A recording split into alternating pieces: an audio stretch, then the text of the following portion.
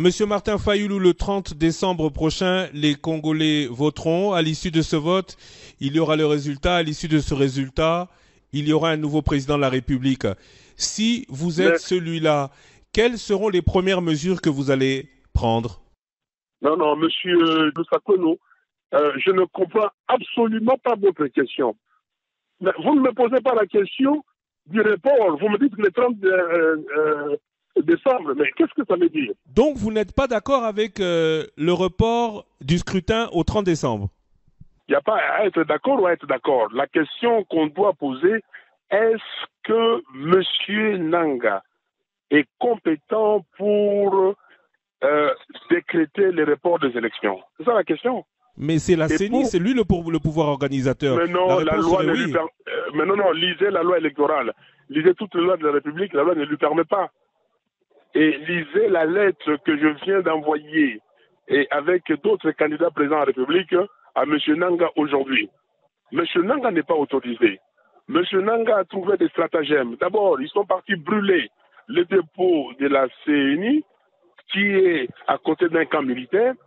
Ils ont voulu attribuer ça à M. Fayoulou. Ils ont trouvé... Et là, vous n'avez pas posé de questions, Christian Lusakono.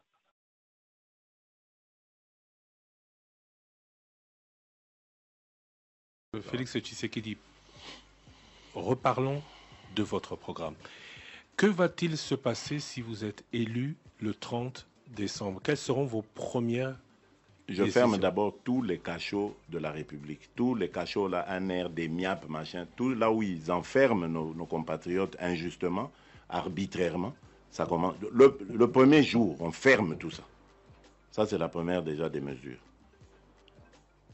Voilà. Ensuite alors là, il faudra venir vivre avec moi pour voir comment... Vous savez, quand on est... on n'est pas encore aux affaires, il y a des choses qu'on ne connaît pas. Il y a des choses qu'on découvrira. Moi, je ne suis pas quelqu'un qui va vous raconter des histoires ici. Voilà, je sais tout. On aura beau s'entourer de toute l'expertise qu'il faut. Il faut soi-même avoir sa propre appréhension. Et de nous tous là, à part celui qui est le sortant, il n'y a personne qui a une expérience de président de la République qui peut vous dire ce qu'il va faire. Aujourd'hui, dans notre pays, il n'y a que Joseph Kabila qui a expérimenté le poste pendant je ne sais combien d'années maintenant, 17, 18 ans, qui peut vous dire, oui, moi, demain, si je suis là, je vais faire ça. Personne ne le sait. Mais ce qui est sûr et que je peux, parce que ça, il suffit d'un ordre, c'est fermer les cachots. Parce que ça, c'est avilissant. Il y a des gens qui meurent gratuitement là-dedans et c'est inadmissible. Mais ça viole les libertés. Mais vous nous avez parlé de vos objectifs. Oui, mais il faudra faire un état des lieux, Christian. Il faudra faire un état des lieux. Il faut arriver, il faut savoir d'abord combien on nous a laissé dans le trésor public, dans les caisses de Quels moyens pensez-vous pouvoir mobiliser pour atteindre vos objectifs? Mais les recettes de l'État, vous savez que ce pays connaît des fuites immenses d'argent. Vous allez bloquer cette corruption. Donc il faut déjà commencer par bloquer la corruption. Mais comment? Par déjà l'application de la loi. Il faut appliquer la loi dans toute sa rigueur contre les...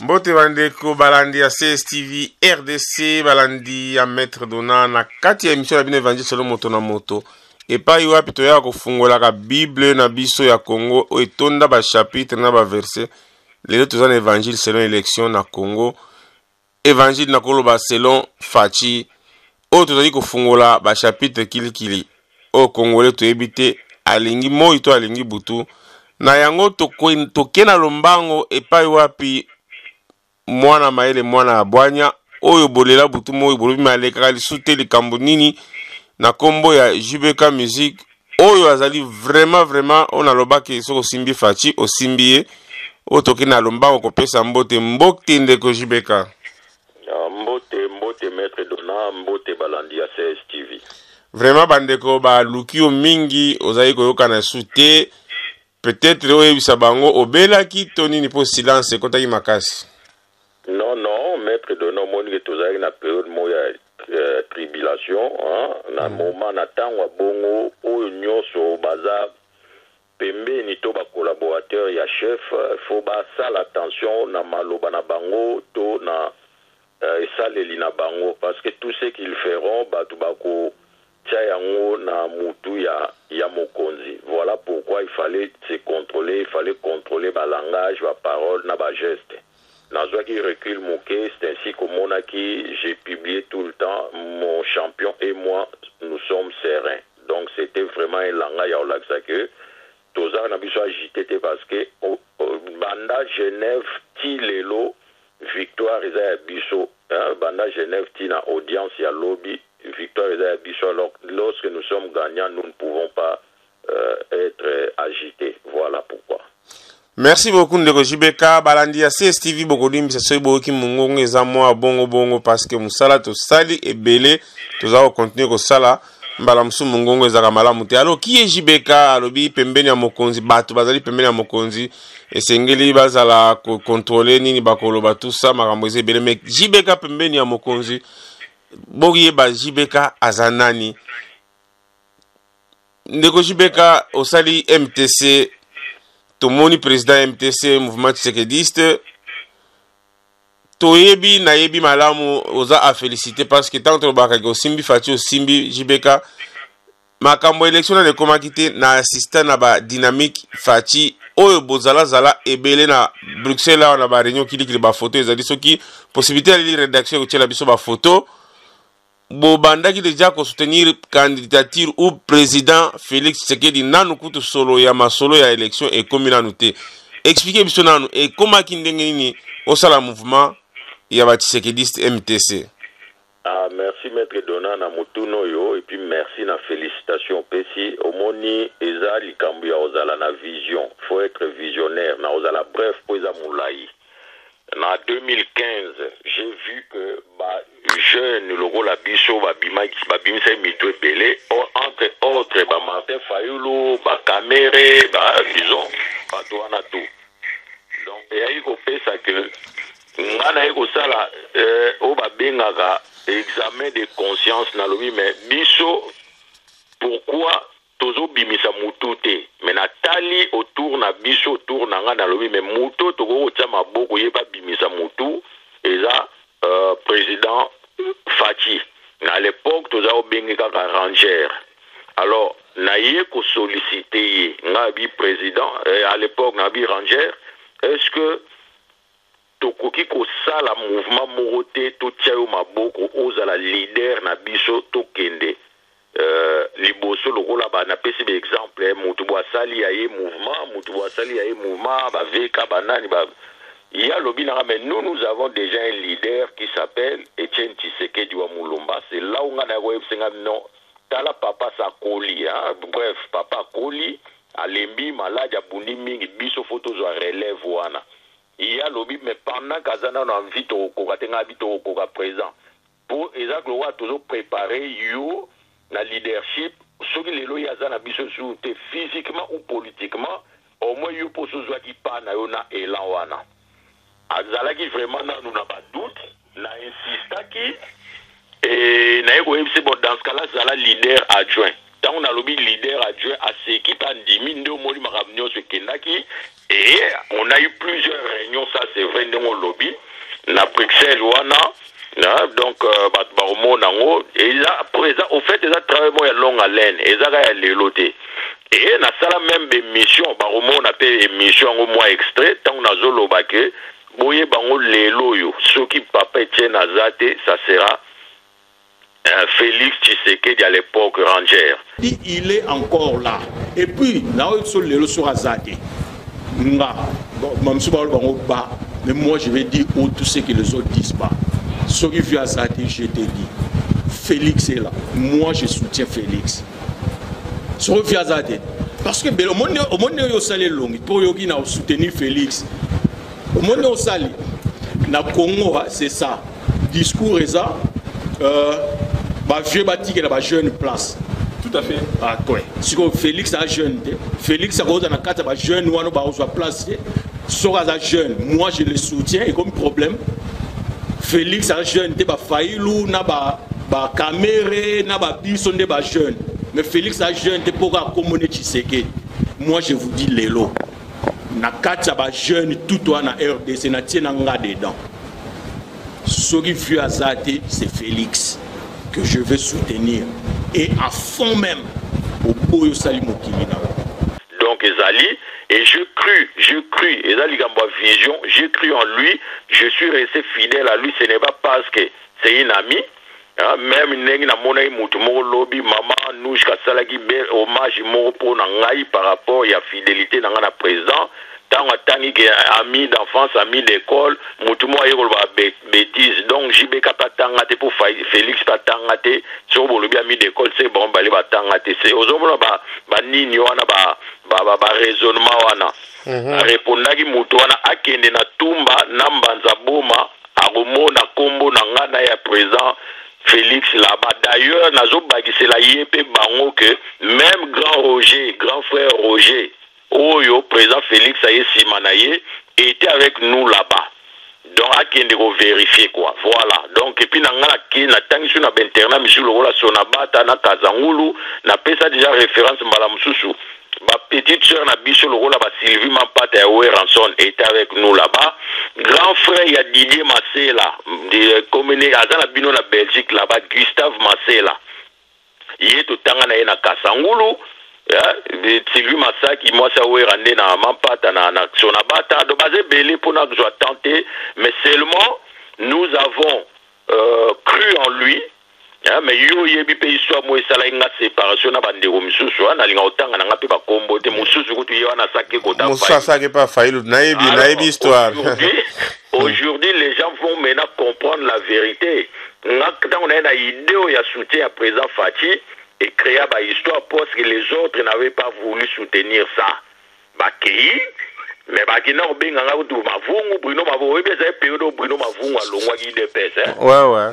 Nga babenga nga mavungu mais lelo moni vision et fouti jusqu'à ce que muto nga na lobaki to soutenir ye wana président na République démocratique du Congo. Même comme si to kobeta lisolongo moulayi vraiment ndenge.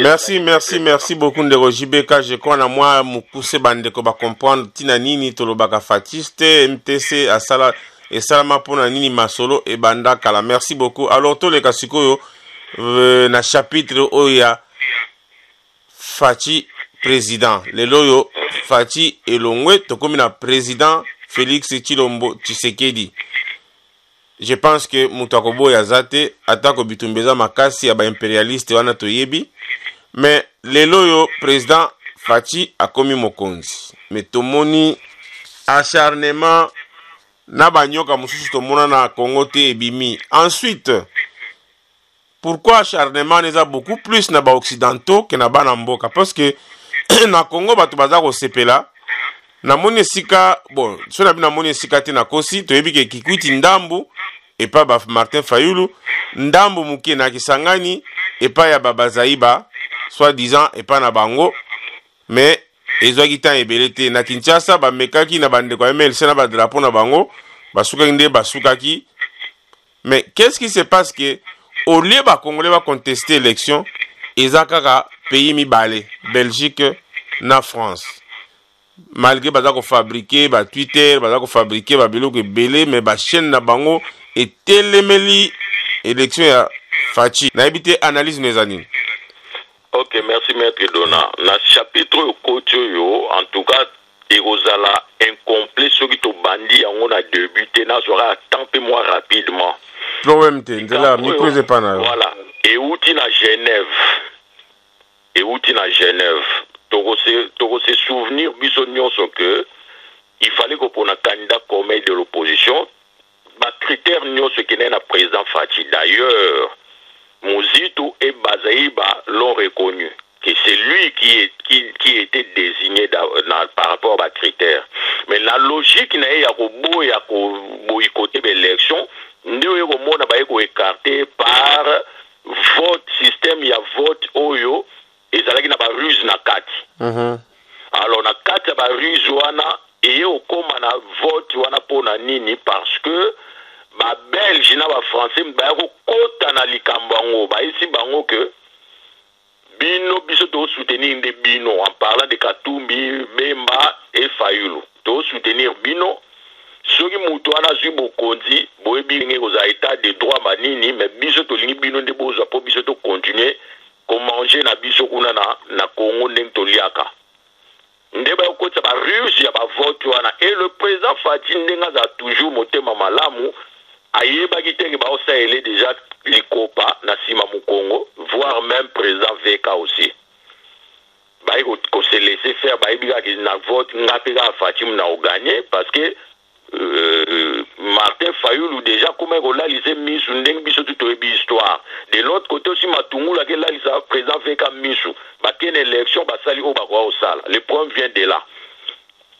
Ndo moni siko tant te okoma na ba président Fati ba bimi ba kek na Europe ba sali nini. Na tant il dépêche abanaye déjà avec ou sans machine, oui, marche moi le 26 octobre il y a Bissous Basala qui c'est vrai, il y avait aussi UNC là-bas. Bah tellement il bosse permanence, ma fille qui même maman Marthe, papa Etienne, que il dépêche à Tekimbo pour andimi ou une élection.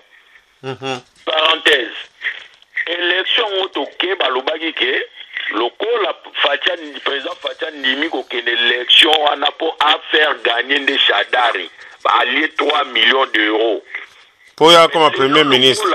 Toqué élection avec la machine. Est-ce que Chadari Moutabimi, président, a gagné ou président Chadari était? Bon. Sikoyo. Maloba na bango balobaki. Ekoki sami ou ekoki samite. Maloba au président Fatia Lobaki. Alors ces élections, nous pouvons gagner ceux qui te surveillent bien. Mais les lots, on ne fait pas Congolais, on ne fait pas bête la moto à bon maboko, il y a des bakomi au finga. Donc il y en a aussi que na Genève, à Ebisaki Bangopé. Pourquoi Bozolingato changer mode à vote awa pour qu'on ait la bouille ma élection? Alors que nous avons Sabino que ceux qui toquent l'élection qui te surveillent en bien, tu gagner l'élection. Et ça m'a demandé. MTC Ozoloba au maître Dona, na 2016 ou 17, bisom toza bato liboso to parena formation ya ba formateur ba témoin, to tina mbongo na Kinshasa wana par SIMAC, à l'époque SIMAC UDPS, et s'en chargea qui nango. Parce que nous on croyait déjà na machine wana tezali surtout tie ba témoin to rolonga. MTC a beaucoup contribué à la victoire oyo. Bref, maintenant tant que Genève et sali russe wana to bimi to continuer na avec ou sans machine minele sikoyo babia tipo yo lokola insisté boye aoya gagner l'élection o biso siko to banda ba manœuvre nyonso to sa pour te tirer ba bâton sur les roues. Nous monisikoyo tant que l'élection to gagner minele nde o ya France na Belgique ndengo lobby bango nde bazo telemela ngo makasi que même ba vrai congolais. Parce que le vrai congolais minorité bazo telemela ngo zaba o bazana Europe wa minorité bazana diaspora. Minorité haineuse au Tolobara Bandakala. C'est une minorité haineuse, minorité tribale. Vous comprenez, maître Dona? Mais ils ont ça dans un fait mon akinité na Congo ou bien même goût na ba chancellerie à Europe en parce que ceux qui ba TV5 na ba RTBF, ba résultat ba bazo pesa on a tout comme dans le lot 5. Ils ont commencé à parler de 61%, après 47%, après on commence à 59%, lobby na Moni France, TV5 a comme na 52%, même Nouchka Tumba, Aouté au Solana, TV5 a Bromo na Belema, Kalaté Zokota. Donc, bah, dans la confusion, TV5, on a la RTBF, bazo brandir na ba médiaté, ma pesa ngo ba fayu lundeng ba kendaki na l'audience lobby ba exhibé en lobby devant le juge. Mais là-bas, ils n'ont pas pu apporter leurs preuves pour la victoire au bazo ganga ganga. Heureusement d'ailleurs que l'audience est publique. Si vous avez public, ils ont transmis dans la télé de lobby que boutique qui audience. Mais ils ont vu aussi de tout le monde dans ces Hollandais. Ils n'ont pas pu amener ma preuve aux monde dans les réseaux sociaux, na RTBF ou Apiango. Tu sais pourquoi, maître Dona? Na moni même TV5 clé USB, machin. Mais pourquoi ba memi clé USB on devant ba juge là-bas? Tu sais pourquoi? C'est parce que au moni l'histoire de qu'on a eu ce mois betel biso na réseaux sociaux que bakatumbi batindaki ba smartphone là-bas na kin avec plus na kati sans que senkwaye ba que plus mo ezalaki triqué déjà na kati o ekokai déjà kopesaka Fayulu victoire. Sikoyo bango bazokoka komema pe clé USB na bango te na devant juge parce que bayebi ke na kati so batiki clé USB wana ba juge ba ko examiner yango ba benga ba expert ba ko examiner yango avant de délibérer ba ko ne ko découvrir ba démarche na bango machiavélique eza na kati ya clé USB na bango wana parce que soki eza ma preuve na bango ba lo ba fallait ba mema yango biso président VK akina okutana na 5 a memeli bango clé USB na biso atikeli bango kuté exemplaire na clé USB na ba exemplaire physique ça veut dire ba papier ba PV to yango au moins ba se reprocher na rien bon bango pourquoi ba pesi élément na bango wana pe na CENI to cour constitutionnel té c'est pour vous dire que les Congolais vont comprendre que c'est les Blancs qui sont derrière la Mouka pour le pillage à Mouka, ils vont le regretter après.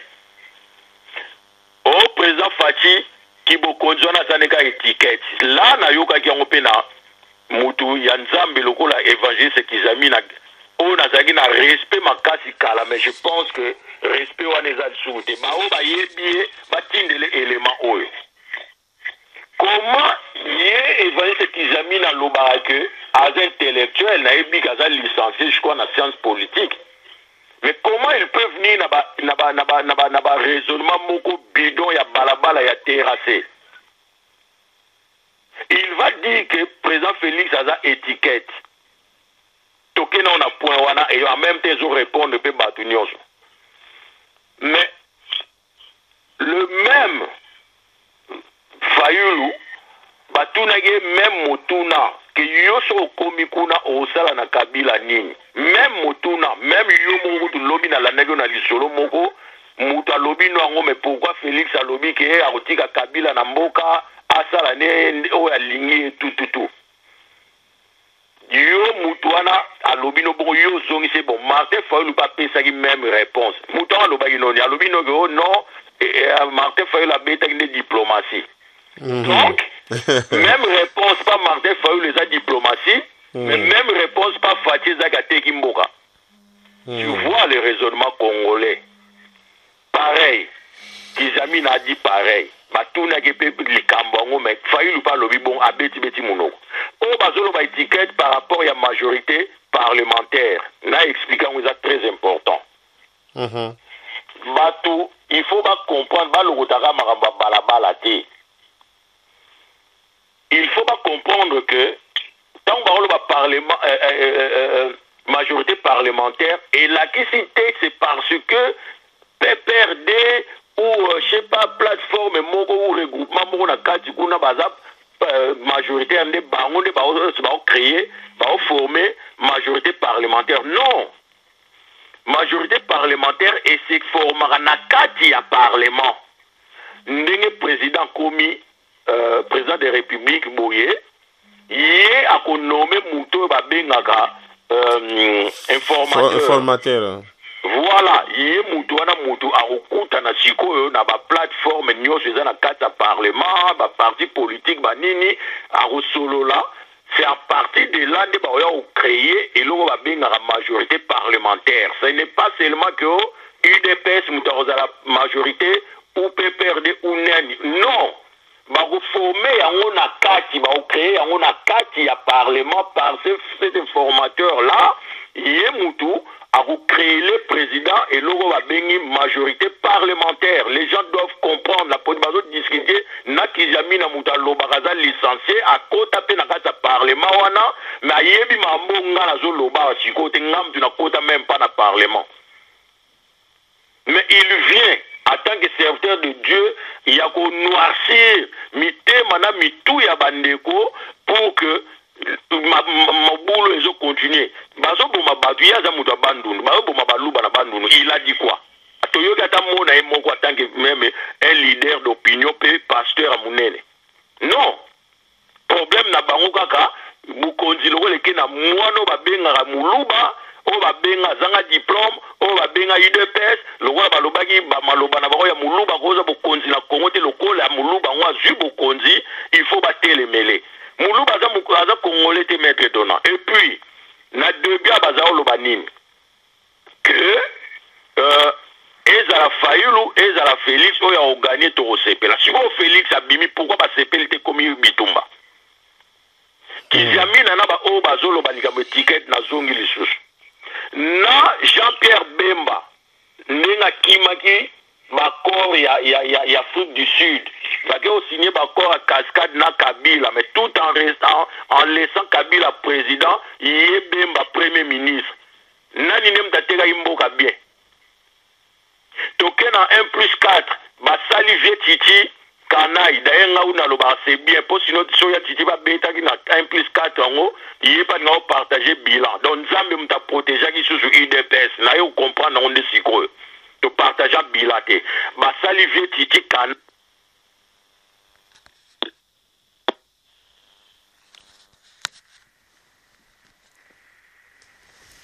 batterie. Oui, bandeko balandi ya CSTV bolimbisi toza na ndeko Jibeka na nzela ya singa oyo tozwi pona komeka kosolola na ye makambo etali élection. Alors tozali ko reprendre susu bo comprendre muke ba caprice technique et kimaki muke. Alors tozongeli ndeko Jibeka olozala koloba o comprendre sikoyo soki président Fachi et président Etienne Tshisekedi andi makoza na 1+4 engeza la kakaboli même bilan na batu oyo baye konyo la peuple. Alors totikelo malobo continuer. Voilà, en gros sikoyo na ngina lobake tant basali Kanai pa na miso batu to moneka Kanai mais na yo comprendre le na miso nzambe zaki nzambe muta épargner qui azalata na 1% ya partage à bilan oté. Maintenant basali Kanai bati zaidi ngoma bango nyonso batravaille na Kabila banani batekaki mboka plus ye Jean-Pierre Bemba aza tilelo na régime Kabila comme sénateur yende bamonaka teke ateka mboka kaka Fachi oyo azala pe voté na 2011 comme député a renoncé yango akota ta siégeate ye wana nde mutu babenga kolabo tilelo bao baza kuna ba muzito ba bimi kuna kaka na ba 2000 lobi 2000 soki 17 awa mais il aza collaborer Katumbi bimi kuna ka soki na ba 2016 awa aza collaborer kaka Fachi oya sala na bango te yende collabo mais kona tozolo bela makamnini yango wana Fachi différence na ba bembo ba signa ba corps à Cascade en laissant Kabila président bango ba premier ministre. Différence ces années. Fachi est allé aux élections.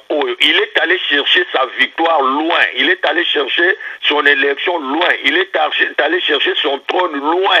Et ça le là Abraham ou la Bible akena Luka bénédiction na ya mwana Isaac Musika. C'est lui-même qui est allé vers sa bénédiction. Je m'explique mouké rapidement. Basali nanzabe misatu baoleka liboso ndako ne c'est Abraham qui est allé vers Haïti bango abino bouti musika botamoli bolembi boya rovanda madame nanga sala bino mwa gâteau bolia c'est là où tant bavandi basali bango gâteau balé c'est là où moko na bango lobi mbulo ekolanda na roya na roleka su ana ozonga wa mwasi na ozwaze mi osala bozo ba histoire ngo batu pe baye bien. Ouais. C'est ce que Fachi a fait. Avec ou sans machine, on va y aller et on va gagner. Il est allé chercher sa victoire, la détermination, la foi. Il faut que les gens arrivent à le comprendre. Peu importe, lelo, victoire, pesier, à salibo négociation, c'est le plan de Dieu pour lui. Tout moni reportage et bela, salanzame bela, priya qui pona baloba a robot, a rejoint beaucoup landa 4 épisodes ya mama moko ya Allemagne na 16 TV azoloba que c'est Félix qui sera président. C'est pour comprendre les plans de Dieu. Et leur élément mususu au sala ba kanayo nyonso basali banda Genève. tindingi na campagne ne batinda ba bamba bango mabanga basani. Dieu a tout vu. Mais par contre nzamba ota motema il ne répond pas. Il continue toujours à resala chemin na ena foi na en Dieu. Batu ba finga e ba danser à Sundama Belgique ba finga gratuitement ba kosele makambu. Il n'a jamais reproduit et Dieu voyait son cœur. Et là la finale Dieu les a tous confondus. Batu faut pas comprendre yango eza makambo nzambe kaka nenga komi wana motuna étiquette na uti obija opesa pa ya majorité parlementaire ndenge zalaka nga lo baso yao Kabila vandiga na mboka yendeni na protéger Kabila mais n'importe qui fera pareil c'est genre de discours c'est langage ozalaka bongo Fayulu yemoko tant batuni même question lo bikutu yake na musika bango balé na président Fati Babino azamo na mboka a ovake na awa ba occupation na awa mais Fayulu est allé dire même que il pourra faire tout ce qu'il voudra. Tout ce qu'il voudra, ça veut dire quoi? Mais si on pourra condamner Fati pour Fati à l'objet, Tokoki qu'on pensait qu'on rendrait hommage, qu'on pensait qu'on rendrait Moutou hommage, ou qu'on envisageait qu'on rendrait Moutou hommage, et lui on battait que Toko rendrait hommage. Non, Toko Kanisa. Ceux qui Tokoki qu'on rendrait hommage. Maintenant Moutou à l'objet, il va tout faire, il fera tout ce qu'il voudra. Ça veut dire quoi? À cause de la paix politique, à cause de la paix président à Sénat, à cause de la paix si ce n'est pas ça, non? À cause de continuer à bomanaye, à Congolais. À cause de Boma, à cause de Kanga, de Batuna, Ane, Rwanda, Grosani, ça veut dire ça. Pourquoi ça, Bazo Mona Yangote? Pourquoi il y a Rwanda Bayoka qui Yangote? Mais quand cela ne tient, Nana part Nanga, le 2, et le président Fatih, le président Martin Fayulu, il ne pouvait qu'avoir un tel discours. Parce que tu ne peux pas te présenter devant Kabila qui te dit, bon, mon frère Félix, tu as remporté les élections, Nali n'a pas bras de fierté, Nali n'a pas ce beau continent, mais pour Nangayo Lobini. Parce que le président Fatih Fa Lobane que bon, tant que yo ça a beau continent, Ngayango, na Rousseau, na Kanyo, na Tio, na Kacho. Katelo, liwat kuna ba obomo kuna ali yepe Kabila zubo konzanga bi bon lokolo kanganga to obomanga zwa bokonzi na yo yango yo kanganga bomanga. Ça c'est comme ça que ça allait se passer. On a baïda matonge na Château Rouge. Pareil que ceux qui zalaki Martin Fayulu devant hier parce que lui aussi est allé négocier mais on a pas le bango bon on négocier ni négociation n'est pas Kabila zalaki bon na yeko négocier pesanga bokonzi na pona kangona bomo. C'était ça la négociation que na osala.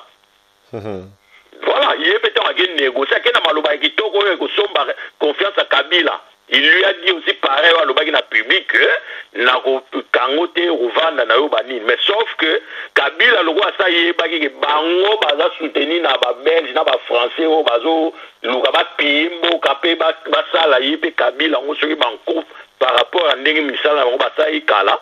Mais après si na muto a gagné victoire na yé. Donc si c'était Fayulu bango bango ba lobate que Fayulu a teki mboka.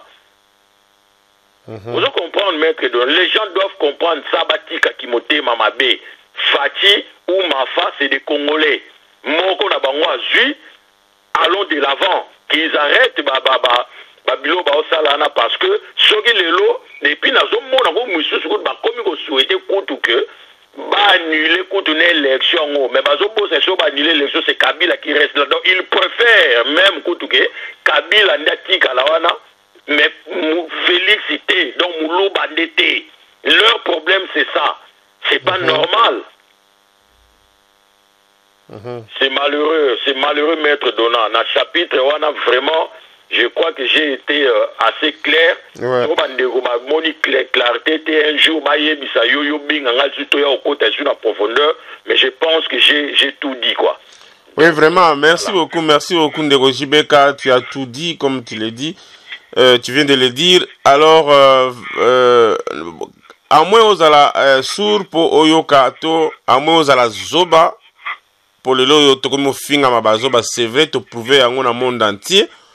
Au moment où Bapaya Bazako réclamait, Bazako contestait l'élection et le Congo, au moment où Africain Moussou ba télémeli Bapaya, on a pendant l'accès que Congo ils ont démarré, Afrique ils ont démarré, Botika Bouzoba, mais Congolais Moussou non averti so peza bonyama na mitu na bango baza ko soutenir ba mindele bomoni TV5 alobaki bomoni RTBF alobaki mais pourquoi bozo ba pété que tout moni Africa News et lobby voilà ça m'étonne 5 ans ba résultat nous so ba lobana mais c'est Katumbi qui donne qui manipule ba résultat ko Katumbi azo pesa bango c'est des résultats triqués ya to lobby mais il fallait ba zwango on va pesa on a TV5 ba pesa ngo fayulu même on a cour constitutionnel lobby ezalaki audience télévisée devant tout le monde pourquoi ba pesa on a cour constitutionnel ba ko no pesa na ba TV5 na moni mususu jeune frère moko azo komelanga o maintenant moni omoni siko Corée du Nord apesi ba résultat mususu tala congolais réflexion na ye do bapayande bazo pesa ba résultat oyo seni asali 5 asali 5 pazo ko présenter tape oyo yete.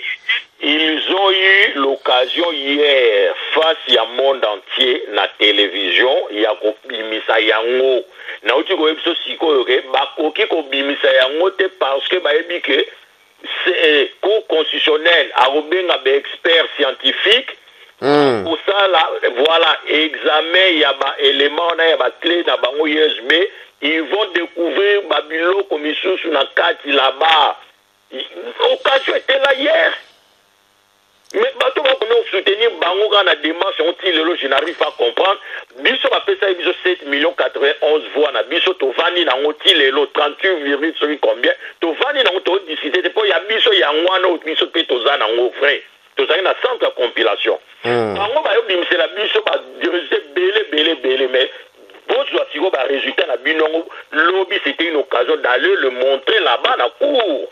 Pourquoi ils l'ont pas fait, maître Donat? C'est parce qu'ils n'en ont pas. Si ce n'est que il y a des faux tricas qui sont en avance, la puce, on a expliqué, puis sur la puce, on a smartphone. Il y a un courté. Les gens vont comprendre enfin ou pas. Et pour que on a qu'ils aient mis un point mort, au président Fatia lobby publiquement que Kabila est notre partenaire. Na zone na qu'ils aient mis un licencié. Et puis Moussal Nanzambé. Et puis Batelemeli Likambao gérant hommage au président Kabila. Naouti Woloba Likamba hommage à Bazo comprendre dans Malamouté. Alobaki que toko penser na geste o ya sali yango pezo kokana mbala moko na ligamnga loba ya partenariat ao. On va penser ce qui toko kiko rendre hommage. Mais ma beza wa bisogi yake na ona sens ya ndinga tiki pouvoir na bopete makile tangite yango solo be ona sens wana bato belé ba satanda kite ki Kabila va accepter sa défaite facilement a kende pas céder pour Bokonzi yango moni président lobaki na juste wana on peut au moins lui réfléchir sur de gros rendre hommage il a dit ça va qu'il nous relire. Et puis il y a une chose peut-être bande ko ba yo beta libaku nango baoya kolobaki o moni bazayi balobaki ba partenaire bachaki makele letala ya partenaire non c'est différent au contexte za mususu oyo c'est Félix Tshisekedi Tshilombo qui est président bon na beta c'était on a toujours un na hommage on a une ça sur parallélisme na ngo voilà likambu ya partenaire c'est vrai bazayi balobaki ba partenaire d'abiso politique na musala effectivement bazana ba on a kata parlement. Ouais. Dans le Parlement. Ouais. Sénat, l'Assemblée nationale. Donc, c'est des partenaires. On travaille place, partenaires. Mais quand le président Fachi parle de partenariat ou à l'Obaki, bon, dans le discours, il a discours, on va proclamer qui est. Il a dit ceci. La minute Oyo, nous pouvons considérer Joseph Kabila comme notre partenaire d'alternance. Il faut qu'ils aient mis la tanga fois qu'il y a une phrase qui n'a pas bon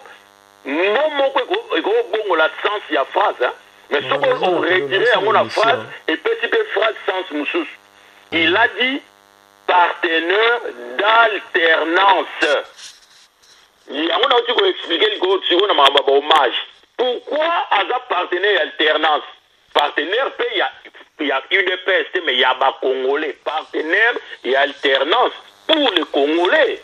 Pourquoi? Je m'explique.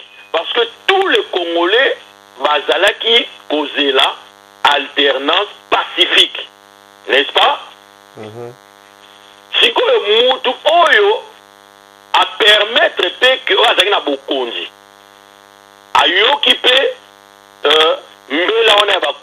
le monde entier. Ah, il faut qu'il y ait vraiment alternance pacifique. Il faut qu'il y ait alternance pacifique. Il y a côté na idéologie en haut, molongia zwa bokonzi na yo. Makile tangi te nini te ba tricher te go shada et peuple abimi abeti masasi non. Mais muyo mutolongi zwa bokonzi na yo. Yete siko mutango azana kata idée ya alternance pacifique ou pas. Ah oui. Bon, le col azana kata idée yango ya partenariat pacifique pour concrétiser yango pe. A comme partenaire ya ba oyo ba souhaitaki yango ou pas. Ouais ouais. Alors, c'est là où il a dit c'est notre partenaire d'alternance. Alors, c'est notre partenaire de travail. D'alternance. Na kata pa ya alternance pacifique. Il est aussi dedans parce que Abomite a été apprécié en open c'est là où le président dit que c'est notre partenaire d'alternance. Bazom sa phrase, même you mettre donnant, Tolukango, Tchayango, Bayo Kanding Nao Batang Lobibina, alternance, partenaire d'alternance. Voilà. Donc, ils ont les cambos français. Ah, mais qu'ils ont mis dans un licencié en sciences politiques, non? Ah, mais. Ya nalobaki no que nalobaki na hote mais nalobana ba émission na Congo actuellement na ba docteur en droit na ba bruti to komi ko raisonner ndenge moko. Mais si on mutazanga diplôme ba ba telemele ga ba diplôme à l'équipe bango a beti bango ça bala liko. Ça Fatia fait, moi j'appelle cela du génie politique. Sikoyo Kabila za la présenter. Ba pesa biso batala misala et salama. Pendant 5 ans après, c'est Kabila qui dirigeait, le peuple coup de moi changement quantité ou quoi. Maître Donana tout na bandeko. Yo koti na bokonzi, première action na yo, ndengega moi minorité na bazo souhaité. Première action na yo, prend Kabila tchaye na boloko. Ou bien prend Kabila tue. Mais tant au bomi Kabila ngo, misa les autres salama na ngo te mboke plonger contre sous la difficulté. Mais Kabila atikali wana na Congo azo vaguer na occupation na ye. Mais yo côté kuna misale zo sala mamboke bongi Congo la comme il y a 3 fois ndenge to ezala kala. Bana ba comme que classe bana primaire au fele ndenge za na constitution. Ba santé bongi, sécurité bongi, banzele bongi maramuto bongi. Tu penses que Congolais a préféré première option ya kotia Kabila na boloko mais de tous les choses mboka ou bien deuxième option avant nini na Congo wana attendez balobaza étranger soki sikoyo un étranger a revendre na Congo te avant ni na Congo mais yo koto misala les sala ma peuple a bouffé bongi ba préféré nini oh vieux bongi. Alors, parce que tout le monde a Mobutu l'air à Kimaya, Joseph Kabila, Bayagi na musée. Bah, tu vas séper la garde. Ah, bah, on l'aura pas bengani, mboke bongi et tout. Mais après, bah, tu vas vraiment regretter Mobutu en côté. Alors, si Mobutu a Kimaya Koufi, si vous comment regretter pour Nanine, pour mboke marché qui n'a pas raté. Donc, ça veut dire que, beaucoup quand Joseph Kabila, beaucoup Bomaye, mais si mboke marché, ça a changé quoi? Mais Atikal n'a en vie, mais c'est ça l'essentiel. Mais maintenant, l'état de droit, même le président Fatia dit les actes d'impunité aux ala. Moutinho soit Sagimbeba, porter plainte. À porter plainte, justice, c'est ça là où il faut que tu vas comprendre. Ça pour amalgame, il y a phrase à président Fatia. Oyo sa ozalana, na belema na que c'est Joseph Kabila qui avait tué Moutouboé, la famille nanga.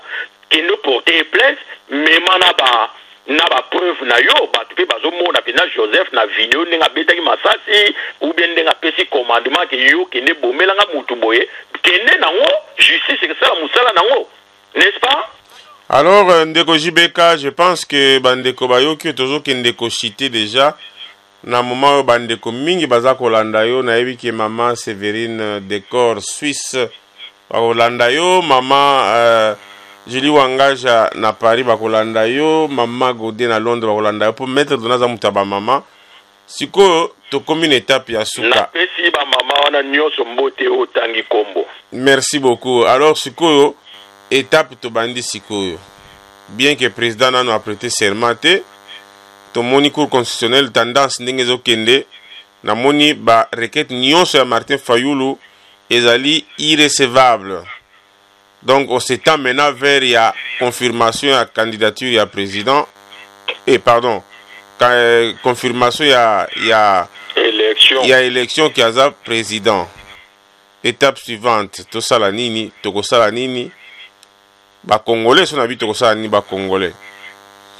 Mais maître Dona, to ganga ki biso nyonso awake, vaut mieux kutumbwa que Joseph Kabila. Mais si ko nzamba pesi biso plus que mbwa, mutango congolais, mutango a zappé diaspora en plus. Et donc, tant que diaspora, il faut diaspora, ça n'a pas de diaspora, nous avons mis sous mes fatigues, il y a plus de 35 ans. Diaspora, ils ont emboîté, ils ont fait sur Joseph Kabila, mais ils ont moutou, ou ils ont congolais, comme on a fatigué. Mais pourquoi ne pas les soutenir pour Mboke Kendeliboso? Parce que le problème, c'est Joseph Kabila le soutient, Kabila dégage. Mais je ne comprends pas, on proclame Congolais, Fati et commis, marche, on peut dire ni Fati dégage. Est-ce que même TV5 on joue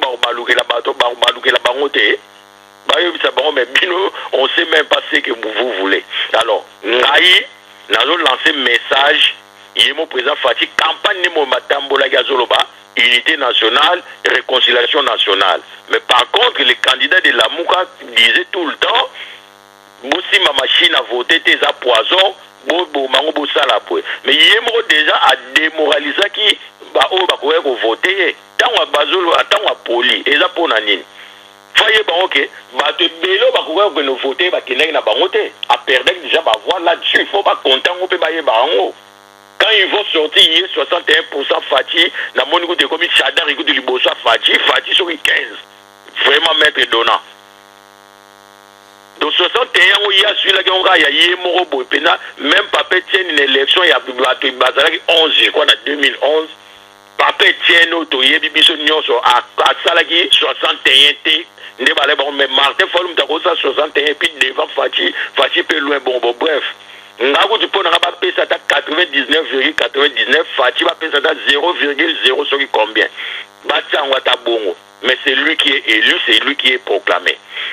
Donc, Baya s'est rangé derrière Yé, Tokende, Mboke Kende Liboso, c'est un Congolais, digne fils de notre pays, opposant farouche depuis les années 82. Tilelo a gagné l'élection à Yé. Il y a pourcentage moko 38 et non au côté 61, côté 47, côté 59, côté sur lobby au babimza TV5 52. Alors yebi penini va présenter devant juge té. Il y a un ils sont bloqués ndengwana. Bref, batiaye maboko, totiaye maboko, tokende liboso pour que totiaye maboko to sala mboka na biso poto kende liboso.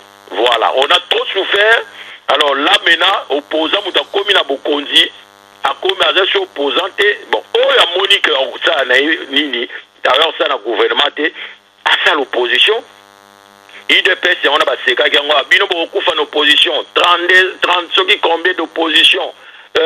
Et comme la bino nini ba on a métier, comme fier na yango, beaucoup fa peka en opposition. Tu as confondu les choses, Batman dit ma réalité peut vérité wana. Bango peut suivre sur balingo ça l'opposition, ça l'opposition.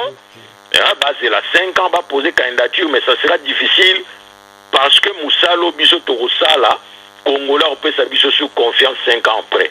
Mais on continue à en opposition juste à ce que on gagner na bango, on appelle pour continuer on a l'air wana le roi président Félix ça fongoli nzela y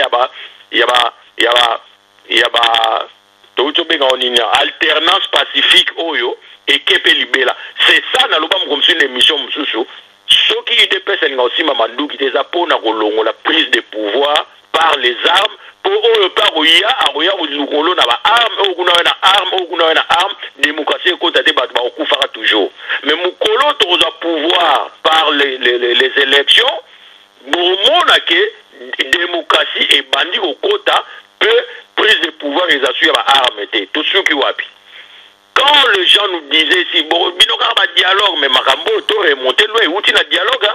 Dialogue ba finir les papiers tiennent na yé président Félix Angwa. Et outi na dialogue wana.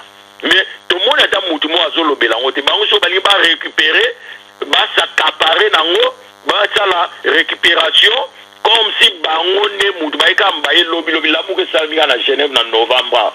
Le combat outi na dialogue même tout long la combat il dépasse de le début. Mais outi na dialogue na 2014 ma finge bandaki ba ke ba kuni lelo na moni bango tout ba lamu ka ba komi. Félix a trahi politique à papa Tshisekedi. Félix a... Mais politique à papa Tshisekedi au bokundaki na Bruxelles là. Il y a une politique au bolimo matisale mais si bokunda ya une politique wana ezaki ya mabe. Si politique nini ya malamu ya papa Tshisekedi au bokomo kumisela lelo ke Félix a trahi politique à papa Tshisekedi. Politique au bokundaki au bolibaki ezaki ya mabe. Il y a dialogue. Il y a une kumi bisote na Kabila ko yo poser candidature te, a ko modifier te, a te Chadari comme dauphin moko léger to gagner. Ce n'est pas, ça ne vient pas de ce dialogue na politique au bakundaki. Hypocrisie. Ça c'est de l'hypocrisie. Merci. Papa Tieno ba finga ba tike kimia place azali.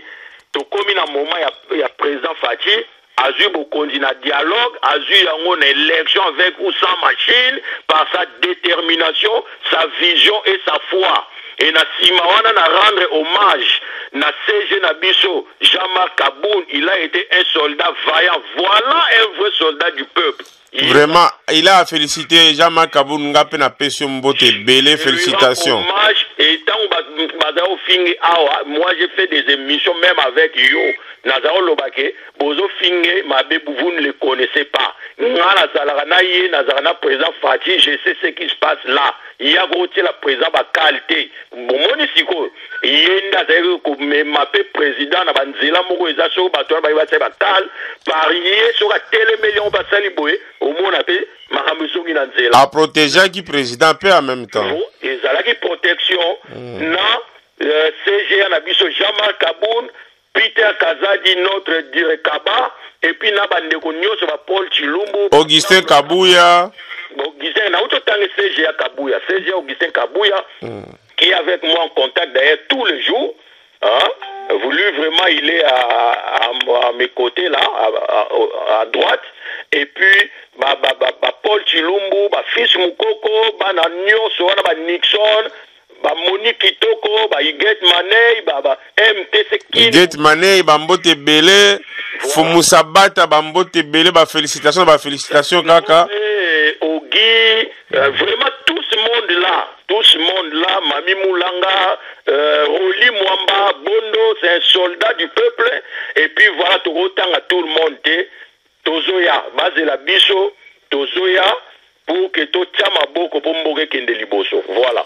Merci beaucoup Ndeko JBK. Vraiment, je pense que Zagi Mouasuka, message qui toko pour ça, to continuer, mais tant ils ont permettre, je pense que Mbalasima Tokobenga, yo yango to sengi, o ya monique message Ndeko JBK pesi à ce pays nangote, abenga, trois ans ba question à poser, essentiel les alliés, Totonga Mboka, train essaie de démarrer. Soko lingo diembela te okotikala ko sona ba lion sima. Vraiment merci encore une fois, merci beaucoup JBK Musique pour la précision na makambo mingi bandeko mususu ba comprendre kite. Je pense que so ko boy ko comprendre okotikala ka motema mabe okotikala ka pe motema mabe Kongo ko avancer yo ko banda ko lula na musiko comme le ko mupaya parce que osalaki mabe osali ba dega ozako banga alors que le ko banga ezate Kongo ezape ya yo.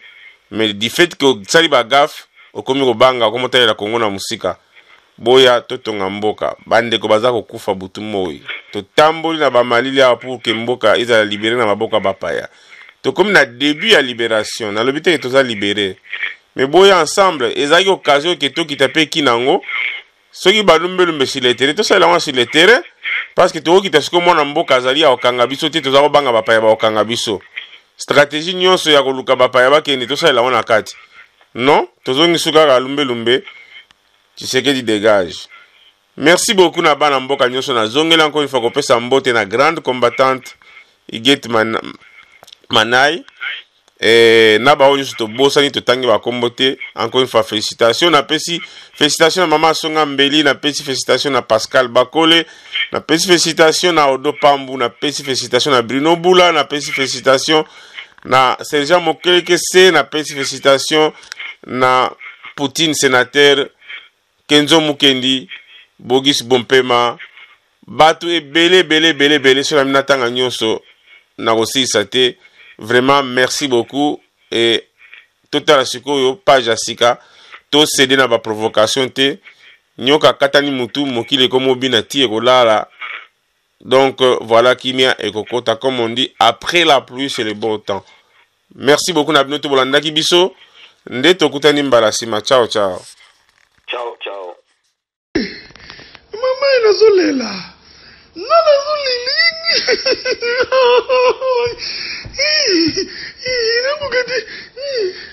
Bon, c'est la Félix a du pouvoir. Bozo c'est la Félix a du pouvoir.